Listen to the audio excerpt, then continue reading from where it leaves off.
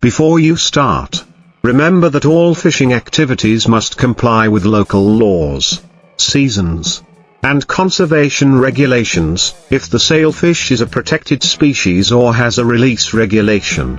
This must be followed immediately. Safety for people and the boat is always the top priority. And boys, cut-resistant gloves, sharp knives, and first aid kits are a must. Preparation before heading out includes researching the waters where sailfish are common, usually warm, near reef waters and areas with bait fish schools, checking the weather forecast, preparing the right rod and main line, strong, high-tension line, high-quality live bait or artificial bait, and a location marking system, compass, and life preserver. Approach technique when detecting sailfish: keep the boat steady. Keep enough distance to observe the fish's behavior. Sailfish often jump to the surface or run quickly with the bait fish schools.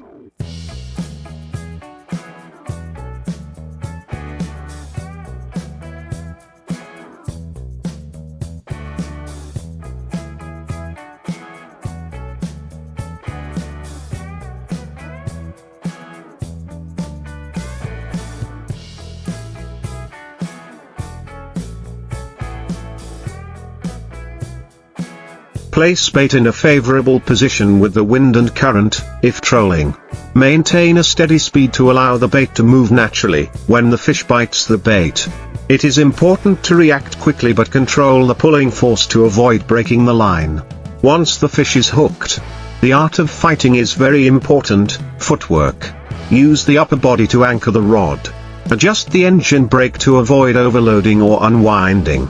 Break and release the line appropriately to tie the fish without breaking the line. Avoid pulling straight in one direction. Use circular and rhythmic movements to gradually tire the fish.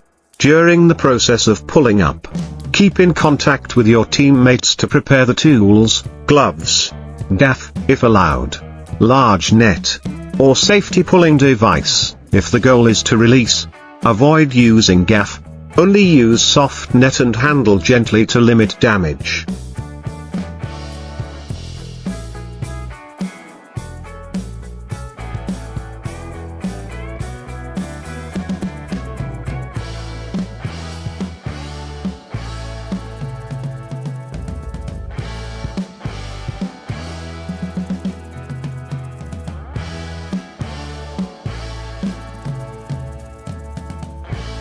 When the fish is close to the boat, handle quickly to reduce stress and pain for the fish, if fishing for food.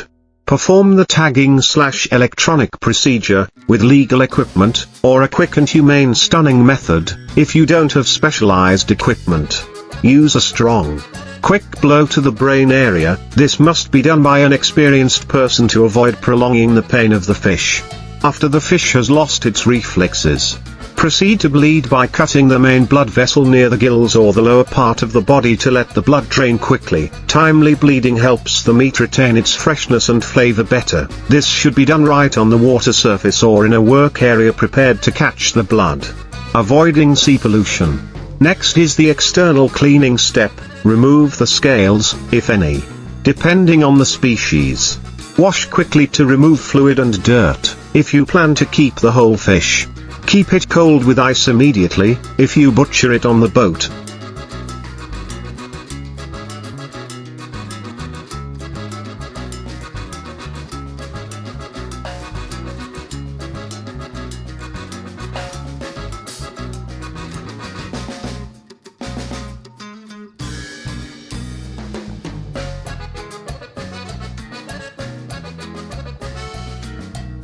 create a clean work surface.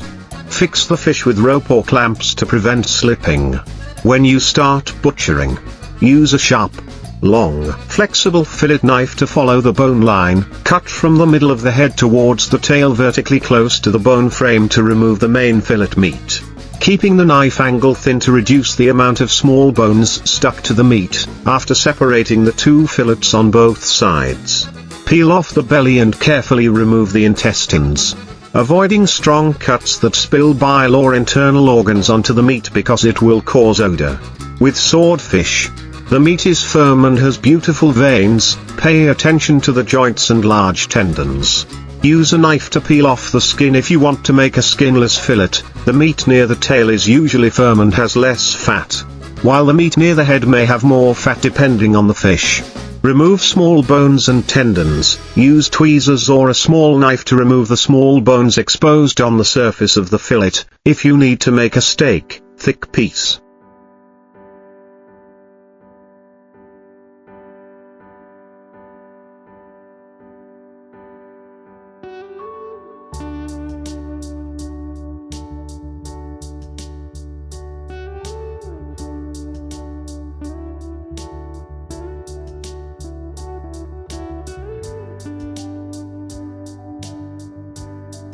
Cut across the grain into even thick pieces, checking to make sure there are no hard pieces of bone.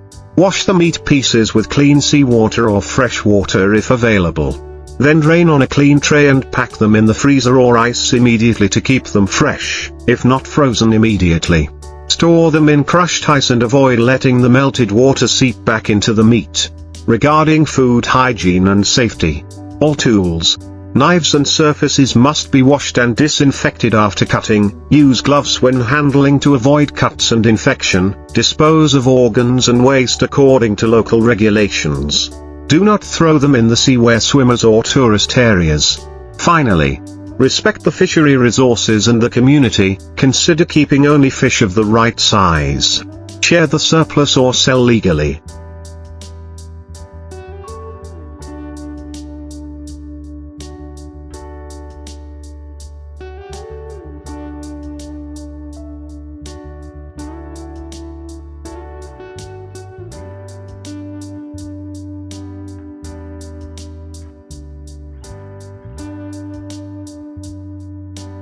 And record your experience in your trip diary to improve your technique next time. Hunting skillfully, safely, respectfully and humanely will help maintain the resources and create a clean, delicious product for meals once the main meat has been completely separated.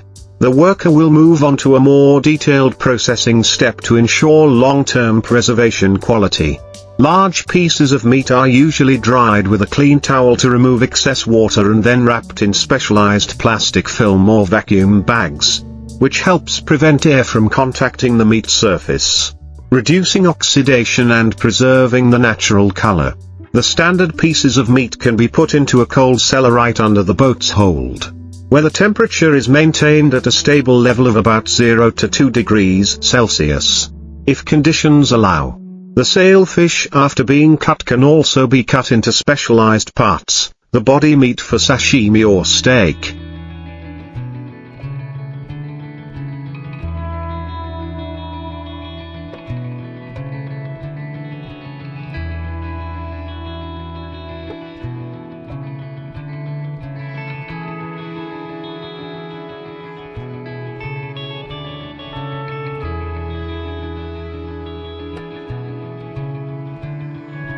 The fatty belly for grilled dishes, and the head and bones can be used to make soup or broth.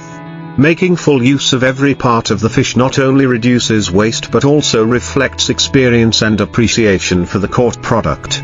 Meanwhile, the remaining crew will clean the work area, washing the deck with seawater and a safe solution to remove blood and meat scraps, avoiding odors or attracting other animals such as sharks. This work is repeated continuously throughout the fishing trip, helping the vessel maintain cleanliness and ensuring food safety for the entire catch. When the vessel returns to port, unloading and quality control takes place immediately. The fish are weighed, sorted by size, freshness and storage condition, then transferred to cold storage or processing plants.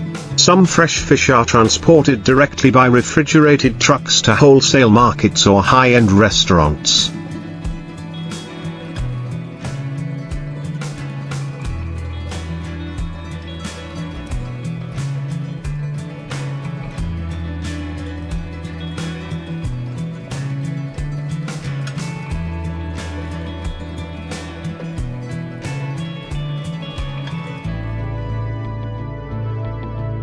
where chefs will evaluate each piece of meat based on firmness, aroma and color of the fish. For sailfish destined for export, the processing is carefully inspected. Each batch must meet international safety standards such as HACCP or ISO. Cutting sailfish meat is not only a technical step but also an art that requires dexterity, understanding of the fish's body structure and experience in handling it in harsh environments at sea. Each cut must be precise, saving the most precious meat, avoiding damaging the natural texture. Professional workers can recognize each piece of meat by eye, distinguishing between dark and light meat, and from there deciding on the appropriate cutting method for each purpose. Also during this process, those with many years of experience often pass on to the younger generation the skills to recognize healthy fish, stressed fish.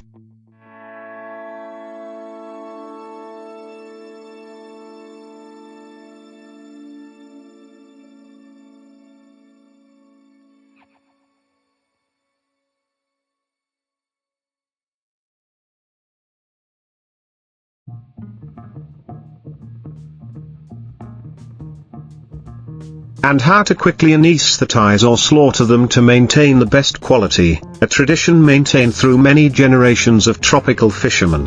When the last batch of fish is processed, the whole ship sinks in the salty sunset of the sea, the cold rocks covering the white meat sparkling in the afternoon light, symbolizing the effort and courage of the people who have ventured out to sea.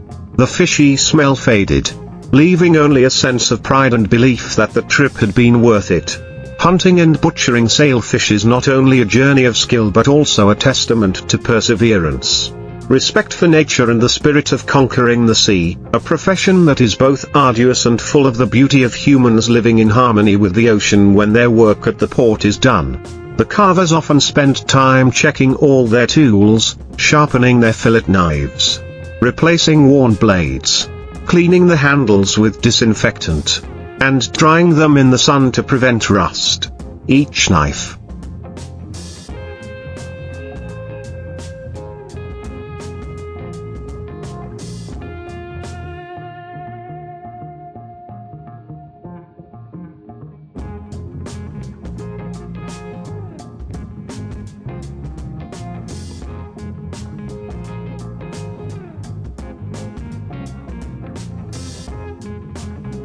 each cutting board, each tong is carefully stored because they are their survival weapons on long trips.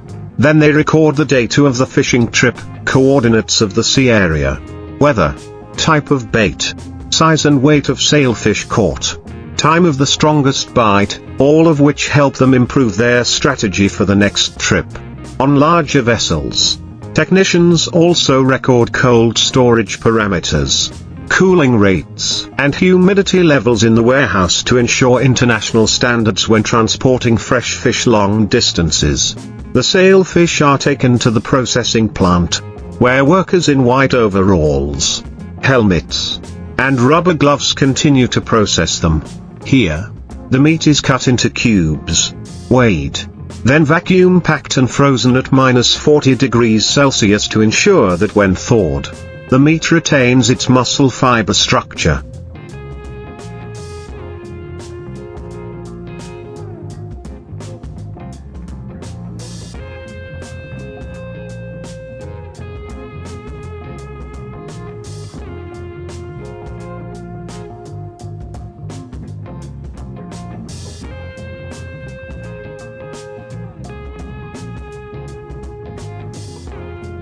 These meat blocks are labeled with traceability, clearly stating the date of capture, area and vessel name to ensure transparency. A portion of the fish is transferred to a special processing area to make sashimi, where each piece of meat is cut extremely thinly with a specialized Japanese knife. The chef can tell if the fish has been processed properly by just looking at the color and shine of the meat. The standard fresh meat will have a light pink or ivory color, with a light fishy smell typical of the sea, not strong. Meanwhile, the remaining skin and bones are used to make broth or fish powder for industrial use. Some places also dry the shredded meat to make dried fish snacks or to cook rich broth. The tradition of catching sailfish also has a profound cultural element. For many fishermen, each trip is a challenge to nature, requiring solidarity among the crew members on board.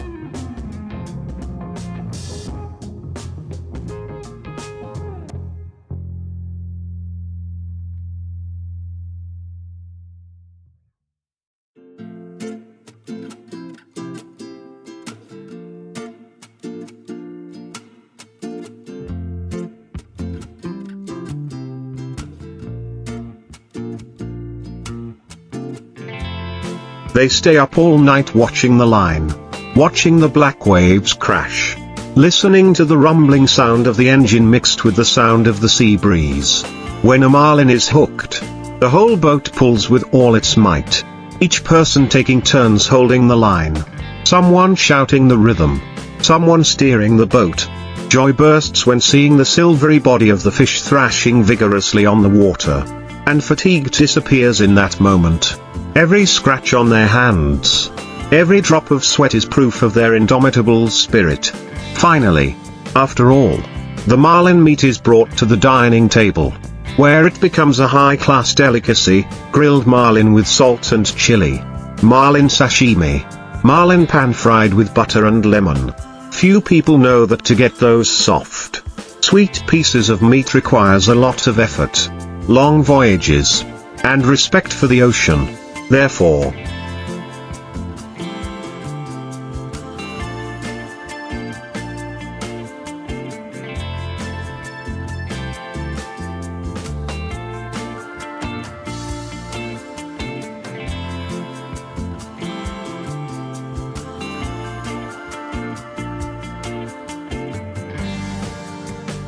hunting and cutting sailfish is not just a job, but a combination of labor, experience and the enduring spirit of people in front of the vast ocean as night falls over the harbor. The steady sound of waves lapping against the ship's side like a lullaby of a long day's fatigue. The fishermen sit together to share a simple but warmed meal. On the table, there may be a few pieces of grilled marlin just taken from the morning's catch, fragrant with the smell of charcoal and sea salt. They talk about the recent trip, recounting the moment the giant marlin leapt out of the water, waving its fins like a sword shining in the sunlight. Everyone clearly remembers the feeling of tension when the fishing line shook violently, when the fish began to struggle, and when it was finally pulled onto the deck, heavy and shining with silver. The elders in the fishing village often teach that marlin hunting requires not only strength but also sensitivity, the subtlety in reading the sea.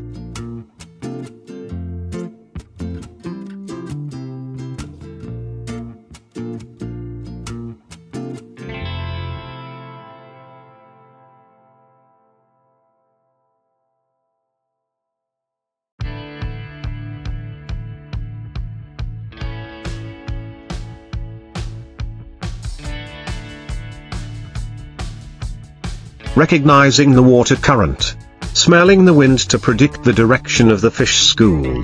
They can look at the color of the waves to know where the fish are going, listen to the sound of seagulls to predict the water area where there is bait.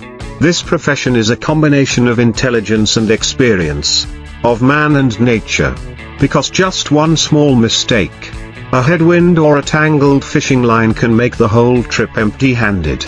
After decades of drifting at sea, a good carver only needs to put down his knife to know which way to cut, which part is the soft meat, which part is the tendon that must be removed.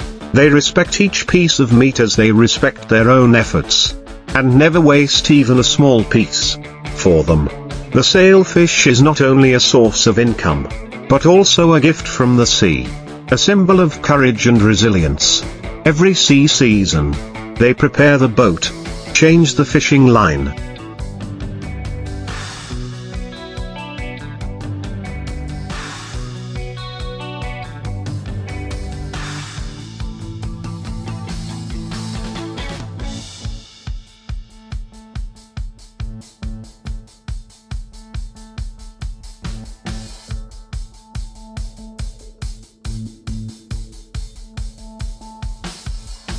Sharpen the knife, and then set out together.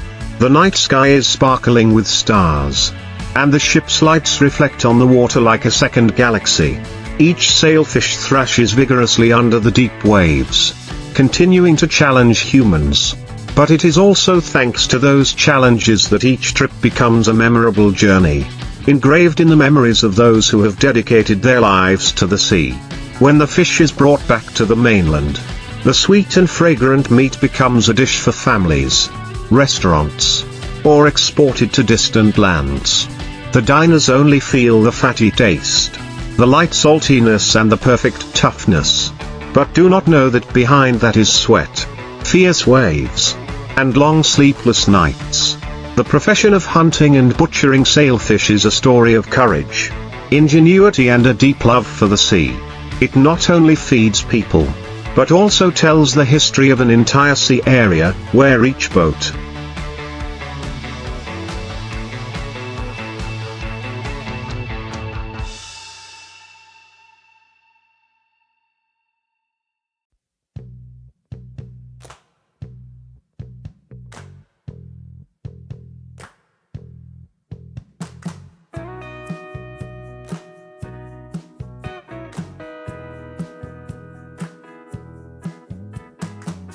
each fisherman contributes to writing a silent epic in the vast ocean. After the last batches of fish were unloaded from the hold, people began to clean the deck, change the water in the cold hold, and check the fishing equipment, ropes, buoys, and hooks in preparation for the next trip.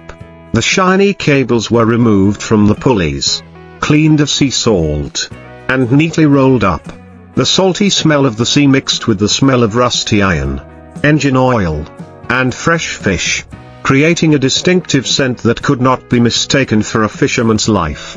The fishermen were quiet, all exhausted after many days drifting in the waves, but their eyes still lit up when they saw the full hold. It was the result of long, tense nights, of sudden storms, of moments of confrontation between humans and the power of the ocean. At the factory,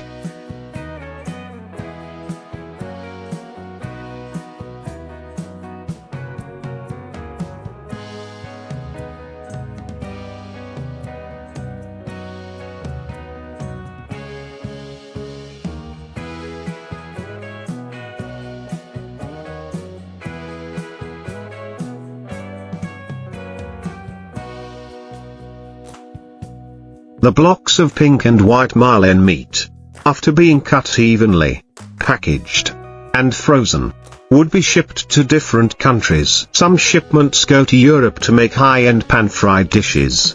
Some are sent to Japan to serve sushi and sashimi. And some are put into the canned food production line for export.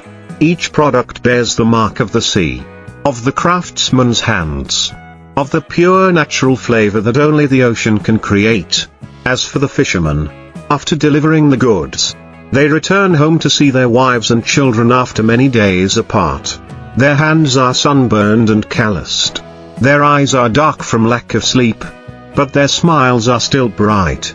The children rush out, asking about the biggest fish, while the wife quietly pours her husband a glass of warm water, listening to him recount his trip, each marlin pulled in, each time the fishing line is tightened.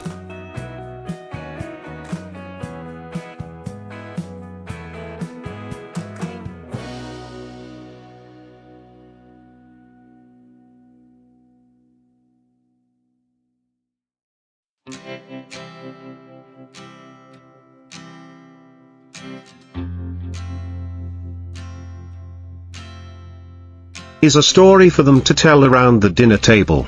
The seafaring profession teaches people to be patient, to know how to wait, to respect nature, and to be satisfied with what they have achieved.